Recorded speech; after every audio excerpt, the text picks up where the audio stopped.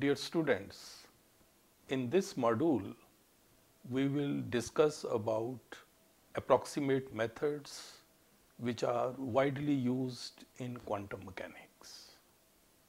The first question which will arise in your mind is as to why do we need approximate methods in quantum mechanics?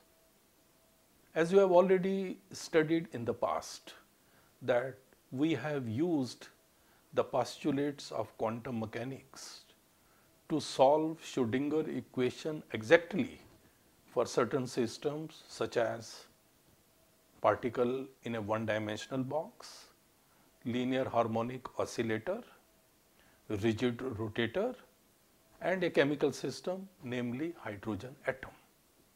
All these problems could be exactly solved and we could obtain the corresponding wave functions and energy through the solution of Schrodinger equation.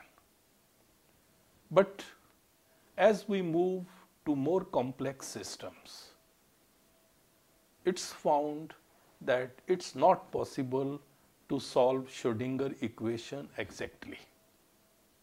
For example, in the case of helium atom, if you look at the Hamiltonian for the helium atom, you will notice that there is a term at the end of the Hamiltonian which is E square upon 4 pi epsilon 0 R12.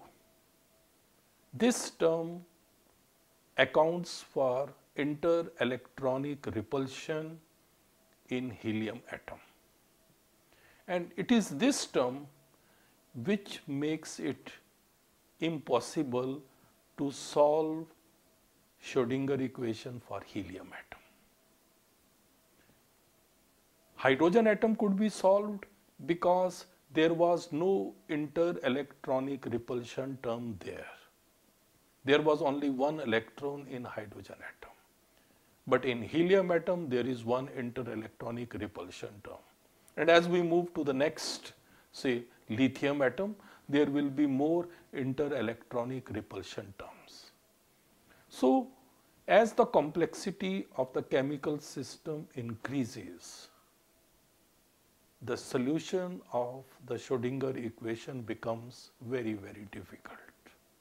And because of these interelectronic repulsion terms, impossible.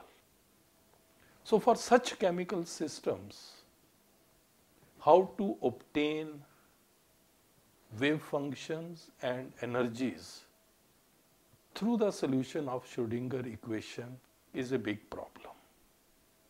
And therefore, for solving such systems, we use approximate methods in quantum mechanics. Now, there are two widely used approximate methods in quantum mechanics. One method is the perturbation theory. This is the method which we will be studying in this module. And other method is the method called variation method, which we will study in subsequent modules. So, now the question is, what's the difference between these two methods?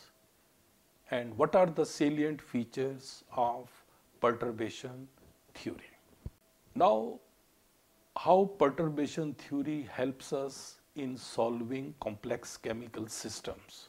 That's basically the next question. Here we will study the details about perturbation method, and you will appreciate the application of perturbation theory for studying complex chemical systems. We will not only identify the steps which are involved in studying a complex system quantum mechanically using perturbation theory, but we will also learn how to write Schrodinger equation for complex systems on the basis of perturbation theory. Perturbation theory describes a complex quantum system in terms of a simpler system for which the exact solution is already known. And there are basically two categories of perturbation theories. One is time independent perturbation theory, which was proposed by Erwin Schrödinger, and where the perturbation Hamiltonian is static. That means it has no time dependence. And the second is time dependent perturbation theory, which was proposed by Paul Dirac, and in this one studies the effect of time dependent perturbation on a time independent Hamiltonian, that's basically H0. Let's now discuss the basic perturbation theorem which governs the perturbation method. Consider a function fx, and suppose that this function is not an exact wave function like psi 0, psi 1 up to psi n, but then this function fx satisfies the same boundary conditions as psi 0, psi 1 up to psi n. If there is a function fx like that, then this function fx can be expressed as a linear combination of all these functions psi I in the form of this equation. Fx is equal to summation 0 to n a n psi n x. This is basically a principle. Now the question is, fx we have a function, psi n we have various functions, but then the question is how to find the value of the coefficients a n which will help us in determine the value of the arbitrary function fx. So we need to know how to calculate the values of these coefficients a n. To find the values of these coefficients, multiply this equation which we just talked about on both sides by psi m star, and then integrate it within the boundary conditions. As I have already told you, both fx and all the functions psi 0 to psi n satisfy the same boundary conditions. Therefore, we are integrating them. So, why we integrate, we get this equation psi m star x fx d tau is equal to integral psi m star x summation n a n psi n x d tau. If we further simplify it, you can see this reduces to the next equation, which is just that we have taken summation a n outside and then we have one integral. Now if you look at this equation, you can very well see that three cases arise. Case 1 is if n is 0. If n is 0, then you will see that this integral psi m star x psi 0 x d tau, this becomes 0. Because you know these are a set of orthonormal wave functions. Therefore, this psi m and psi 0 will be orthogonal to each other, and therefore their integral becomes 0. If we look at case second, you can see that if n is 1, again this integral becomes 0 because they are orthogonal to each other. And if we take the case third, in which n is equal to m, that means the integral reduces to psi m star x psi m x d tau, then this becomes normalized function, and therefore this integral becomes equal to 1. So these are the three cases which arise in this case. And therefore now we can generalize it by saying that m and n states are orthogonal, and therefore this integral psi m star x psi n x d tau will be equal to 0 for all n not equal to m. And then we can say from our earlier equation that the summation of a n reduces to summation integral psi m star x fx d tau, and that is our equation which gives us the values of the various coefficients. So basically, perturbation theory tells us how an arbitrary function can be expressed as a linear sum of various functions which satisfy the same boundary condition. That means there is a set of functions, and how we can calculate the values of the coefficients which ultimately will help us in finding out the value of the arbitrary function. Now, after having studied perturbation theorem, which is the basis of perturbation method, now we will study details about time independent non-degenerate perturbation method. That's basically how we use this.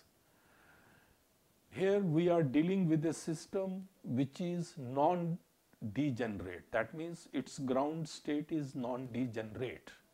All energy levels are discrete, and therefore there is no degeneracy here. Now let's consider a system for which Schrodinger equation cannot be exactly solved. And suppose this equation is h cap psi is equal to E psi, where psi is the wave function of the system and E is the total energy of the system. Now this Hamiltonian h cap can be expressed as a sum of h0 cap plus lambda h1 cap. Here lambda is the perturbation parameter and the term lambda h1 cap is the first perturbation term.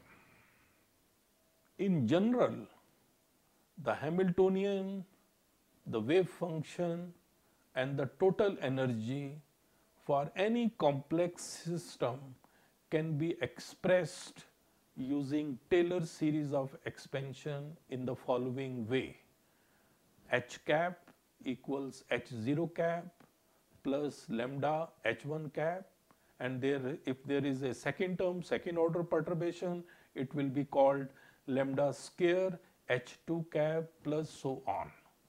Similarly, for the wave function psi, we will have psi 0 plus lambda psi 1 plus lambda square psi 2 plus so on. And similarly, for energy, the total energy of the system also can be expressed as a Taylor series of expansion as E0 plus lambda E1 plus lambda square E2 plus so on. Please notice that in these sets of equations, psi 0 is exactly solvable. That means this can be exactly obtained from the corresponding Hamiltonian h0 cap and giving the total energy E0. And therefore, we can say that these terms h0 cap, psi 0 and E0 represent unperturbed terms, while the remaining terms in each of these equations represent the correction terms which indicate the perturbation effect. Now we will discuss about first order perturbation theory. This theory will ultimately tell us how to calculate the first order corrections to the energy and to the wave function of the complex system under study. In order to derive the expressions for the first order correction to the wave function and to the energy, the Hamiltonian, the energy and the wave function for the complex system can be written in the following way. H cap is equal to H0 cap plus lambda H1 cap. Here lambda H1 cap basically represents the first order perturbation to the Hamiltonian. Psi is equal to psi 0 plus lambda psi 1. E is equal to E0 plus lambda E1.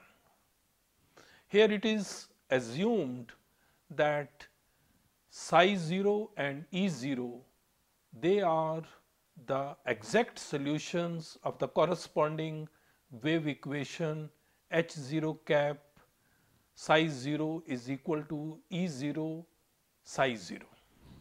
If this equation is put in the main Schrodinger equation for the system, which is H cap psi is equal to E psi, then this equation 5 becomes correspondingly, as you can see here, H0 cap plus lambda H1 cap, then psi 0 plus lambda psi 1 equals E0 plus lambda E1, then multiplied by psi 0 plus lambda psi 1. This equation can be further rearranged where you can see that the first term on the left hand side and the first term on the right hand side of this equation 11, they cancel, because we have already seen that H0 cap psi 0 is equal to E0 into psi 0.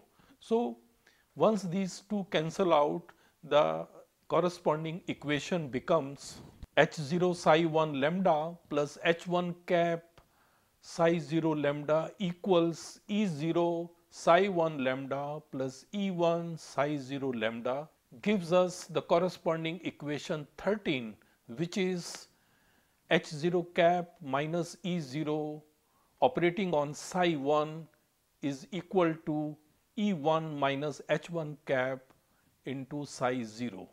This is the first order perturbation theory equation. Using this equation, one can calculate both first order correction to the wave function as well as first order correction to the energy in the following way. Now, first of all, we will discuss how the first order correction to the energy can be calculated using equation 13. As we have already studied earlier, that the first order correction to the wave function, that is psi 1, can be considered to be a linear combination of the orthonormal set of functions psi n. That means psi 1 can be considered to be equal to the summation a n psi n. Now, if we substitute this equation, which we call to be the equation 14, into equation 13, which we derived earlier, then we get equation 15, which is H0 cap minus E0 operating on summation a n psi n equals E1 minus H1 cap multiplied by psi 0. If we multiply both sides of equation 15 by psi 0 star and then we integrate, we get equation 16, which on further rearrangement becomes summation a n integral psi 0 star H0 cap minus E0 in parentheses, then psi n d tau equals integral psi 0 star in parentheses we have E1 minus H1 cap parenthesis close psi 0 d tau. If we solve the left hand side of equation 17, we get correspondingly this becoming equal to summation a n integral psi 0 star H0 minus E0 parenthesis closed psi n d tau. Now, if we look at the various cases, for case 1, when n is equal to 0, this becomes equal to A0 integral psi 0 star, in parenthesis we have h0 cap minus E0 parenthesis closed psi 0 d tau.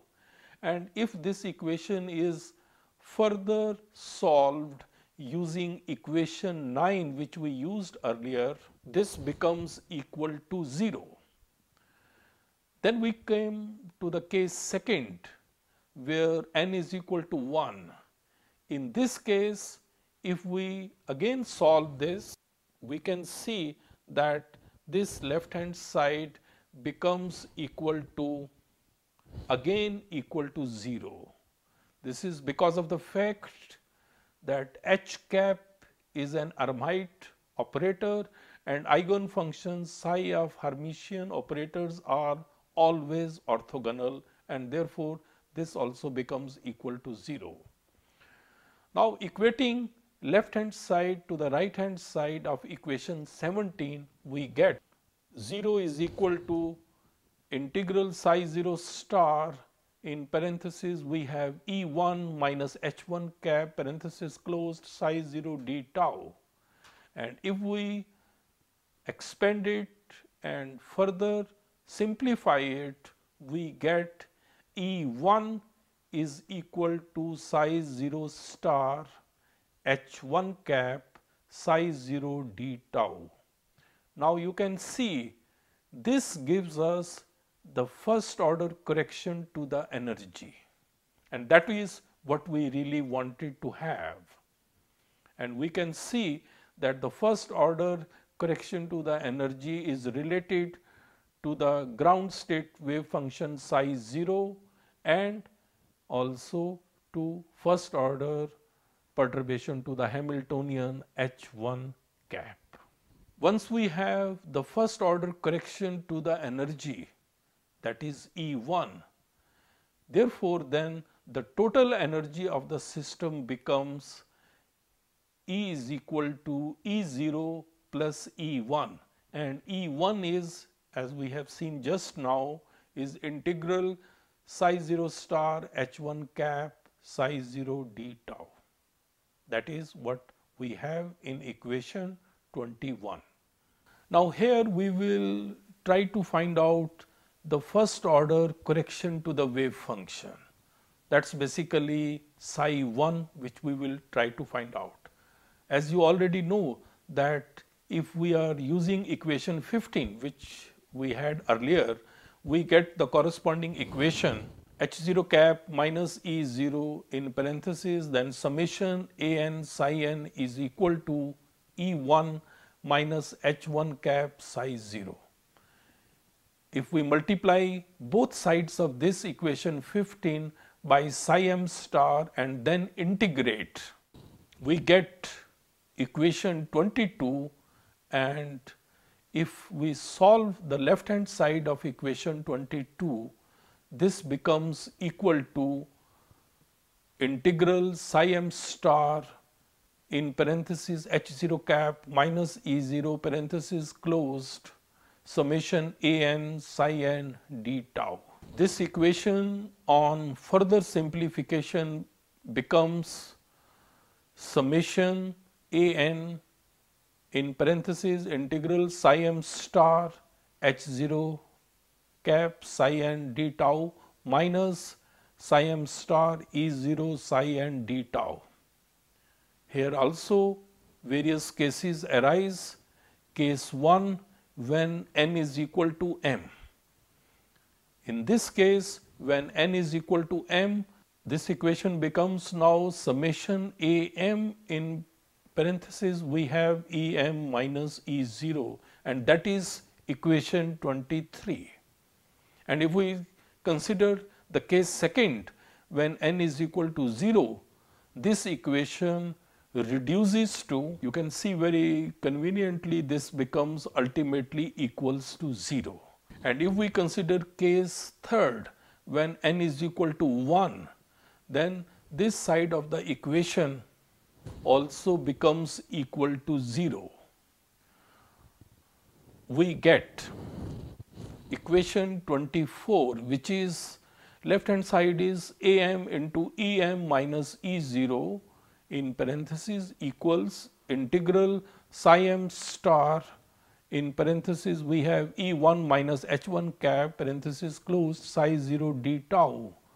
And then if we further simplify this equation, then we rearrange this equation, then this equation 25 becomes am is equal to, in the numerator we have integral psi m star H1 cap psi 0 d tau divided by, in the denominator we have E0 minus Em. That means here we are getting an expression for the corresponding coefficients Am. Now using these values of the coefficients, one can very easily find out the first order correction to the wave function. And the first order correction to the wave function can be obtained from this equation 26 by substituting it into equation 14, and then we get psi 1 equals summation m. In the numerator we have integral psi m star H1 cap psi 0 d tau psi n, and in the denominator we have E0 minus Em. So this is a very important equation, because this equation gives us the first order correction to the wave function. So you have seen now that in this first order perturbation theory, we have been able to derive the various equations. One equation we have derived which gives us first order correction to the energy, and second equation which we have derived that gives us the first order correction to the wave function. Using these two corrections, we can calculate the correspondingly total energy and total wave function of the system. And since that is ultimately the aim of the Schrodinger equation, because the objective of the Schrodinger equation is ultimately to solve it to get corresponding energy and the wave function.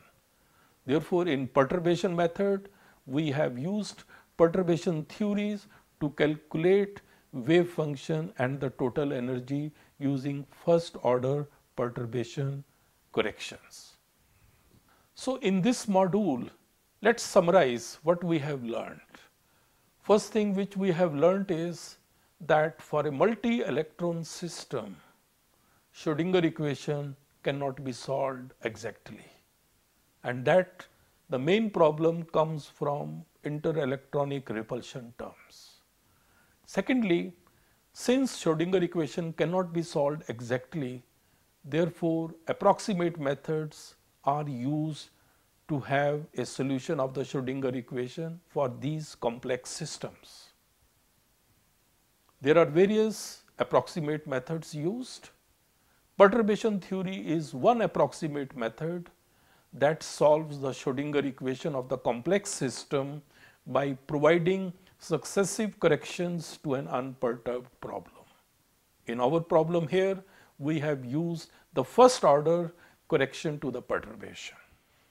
The basic assumption of the perturbation theory is that the perturbation terms are smaller than the unperturbed term, and that the perturbation theory describes a complex quantum system in terms of a simpler unperturbed system for which the exact solutions are known. That means we know the eigenvalues and the corresponding eigenstates. We have also seen that when we apply first order perturbation theory, the corresponding non-degenerate first order corrections are H cap is equal to H0 cap plus lambda H1 cap. Lambda H1 cap is the perturbation term of the Hamiltonian, then E is equal to, that means the total energy is equal to E0 plus psi 0 star H1 cap psi 0 d tau. The second term is the first order correction to the energy. And similarly, for the wave function, psi is equal to psi 0 plus summation m. In the numerator we have psi n star H1 cap psi 0 d tau psi n divided by E0 minus Em in the denominator, and this second term here represents the first order correction to the wave function. So dear students, you have seen that in this module we have discussed about the perturbation method, and we have seen how time independent perturbation theory helps us in solving the complex chemical systems. Now this is one of the methods. Now the next question comes that whatsoever relations and equations we have derived in this module, how to apply those equations to different problems, and that comes the application part. So in our next module we will discuss about the applications of time independent perturbation theory, and we will be mainly focusing on two applications. One will be the application to a problem of particle in a one-dimensional box with slanted bottom. That is a very interesting problem. And secondly, we will take the next chemical system, the next to hydrogen atom, that is the helium atom, and we will see how the perturbation theory which we discussed today in this module can be applied to solve the problem of helium atom. So that will be ultimately form the basis of what we are going to cover in the next module. And later on, after that, we will discuss about the second approximate method about which I mentioned today, and that is the variation method.